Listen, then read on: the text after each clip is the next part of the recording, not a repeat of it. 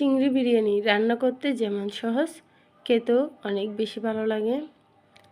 আমি এখানে বাসমতি চাল দিয়ে চিংড়ি বিরিয়ানিটা রান্না করব।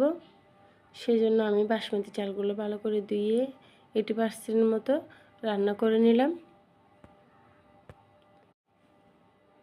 তারপর এদিকে চিংড়িগুলো পরিষ্কার করে এখন আমি অল্প পরিমাণে তেল দিয়ে লাল লাল করে ভেজে নেব। একটু লবণ আর হলুদ দিয়ে অল্প পরিমাণে সাদা তেল, তারপর 1 চামচের মতো ঘি দিয়ে ভালো করে এখন আমি ফোড়ন হিসেবে এখানে ব্যবহার করতেছি কিছু পরিমাণ পেঁয়াজ আর রসুন কুচি আর দারচিনি এলাচ ভালো করে দিয়ে সুন্দর একটা ঘ্রাণ আসে। এভাবে দিলে একটু লাল লাল করে ভেজে নিচ্ছি।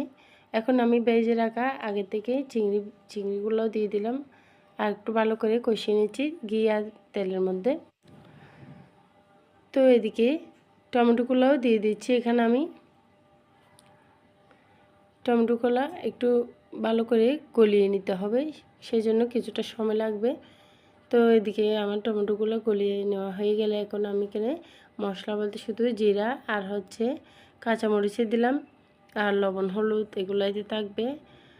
আমি হলুদও দিইনি, এখানে শুধু জিরার গুঁড়াই দিলাম আর কোনো বিরিয়ানি মশলাই ব্যবহার করিনি।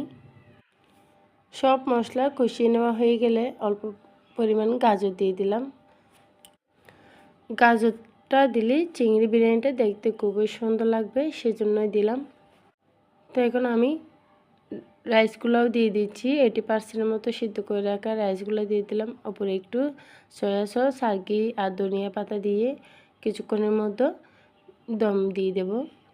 10 মিনিটের মতো দিলে হবে, 10 মিনিটও লাগবে না, দিলেই হবে। তো দেখুন কত সুন্দর হয়ে গেছে আমার চিংড়ি বিরিয়ানিটি।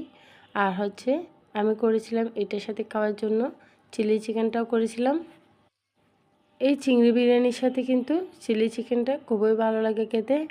আজকের মতো ভিডিওটা এখানেই শেষ করলাম। আমার ভিডিওটা যদি ভালো লেগে থাকে লাইক সাবস্ক্রাইব করে অবশ্যই পাশে থাকবেন।